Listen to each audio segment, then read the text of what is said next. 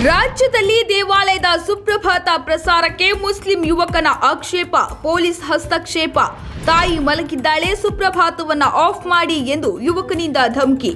ದೊಡ್ಡಬಳ್ಳಾಪುರದ ಶನಿ ಮಹಾತ್ಮ ದೇವಸ್ಥಾನದಲ್ಲಿ ಗಲಾಟೆ, ಸಾಮಾಜಿಕ ಜಾಲತಾಣದಲ್ಲಿ ಭಾರೀ ಆಕ್ರೋಶ.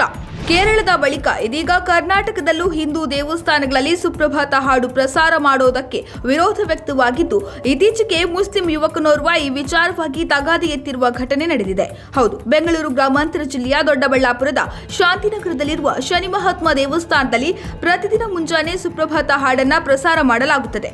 ಇದಕ್ಕೆ ಸ್ಥಳೀಯ ಮುಸ್ಲಿಂ ಯುವಕನೋರ್ವ ವಿರೋಧ ವ್ಯಕ್ತಪಡಿಸಿ ಕೆಲಕಾಲ ಅಶಾಂತಿ ಸೃಷ್ಟಿಸಿದ್ದಾನೆ. ಮನೆಯಲ್ಲಿ ತಾಯಿ ಮಲಗಿದ್ದಾಳೆ, ಸೌಂಡ್ ಕಡಿಮೆ ಮಾಡಿ ಇಲ್ಲವೇ ಆಫ್ ಮಾಡಿ ಎಂದು ದೇವಸ್ಥಾನದ ಆವರಣಕ್ಕೆ ಬಂದು ಧಮಕಿ ಹಾಕಿರೋದು ಮಾತ್ರವಲ್ಲದೆ ಹಿಂದೂ ಭಕ್ತರ ಮೇಲೆ ದಾಳಿಗೂ ಮುಂದಾಗಿ ಗಲಾಟೆ ನಡೆಸಿದ್ದಾರೆ. ಆಕ್ರೋಶಗೊಂಡ ಹಿಂದೂಗಳು ಮಸೀದಿಯಲ್ಲಿ 3-4 ಬಾರಿ ಅಜಾನ್ ಕೂಗಿದರೆ ನಾವು ಯಾವತ್ತಾದರೂ ವಿರೋಧ ವ್ಯಕ್ತಪಡಿಸಿದ್ದೇವಾ ಎಂದು ಪ್ರಶ್ನಿಸಿದ್ದಾರೆ.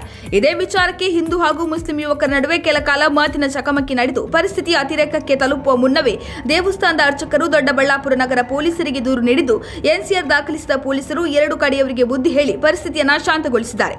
ಸದ್ಯ ಇದರ ವಿಡಿಯೋಗಳು ಸಾಮಾಜಿಕ ಜಾಲತಾಣಗಳಲ್ಲಿ ವ್ಯಾಪಕ ವೈರಲ್ ಆಗಿದ್ದು, ವ್ಯಾಪಕ ಆಕ್ರೋಶ ಕೂಡ ವ್ಯಕ್ತವಾಗುತ್ತಿವೆ. ಕರ್ನಾಟಕದಲ್ಲಿ ಕಾಂಗ್ರೆಸ್ ಸರ್ಕಾರ ಆಡಳಿತಕ್ಕೆ ಬಂದ ಬಳಿಕ ಹಿಂದೂಗಳ ಮೇಲಿನ ದಾಳಿ, ದಬ್ಬಾಳಿಕೆಗಳು ಹೆಚ್ಚಾಗುತ್ತಿವೆ.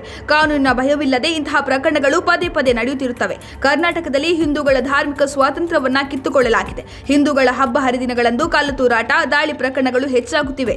ಆದರೂ ಸರ್ಕಾರ ಯಾವುದೇ ರೀತಿಯ ಕಠಿಣ ಕ್ರಮ ತೆಗೆದುಕೊಂಡಿಲ್ಲ. ಇದೀಗ ಸುಪ್ರಭಾತ ಪ್ರಸಾರಕ್ಕೂ ವಿರೋಧ ವ್ಯಕ್ತವಾಗಿವೆ. ಇದಕ್ಕೆಲ್ಲ ಕಾರಣ ತಮ್ಮ ಮತ ಬ್ಯಾಂಕ್ ಅನ್ನ ಗಟ್ಟಿಗೊಳಿಸುವ ಸಲುವಾಗಿ ಓಲೈಕೆ ರಾಜಕಾರಣ ಮಾಡುತ್ತಿರುವ ಕಾಂಗ್ರೆಸ್ ಸರ್ಕಾರವೇ ಎಂದು ಅನೇಕರು ತಮ್ಮ ಆಕ್ರೋಶವನ್ನ ಹೊರಹಾಕುತ್ತಿದ್ದಾರೆ.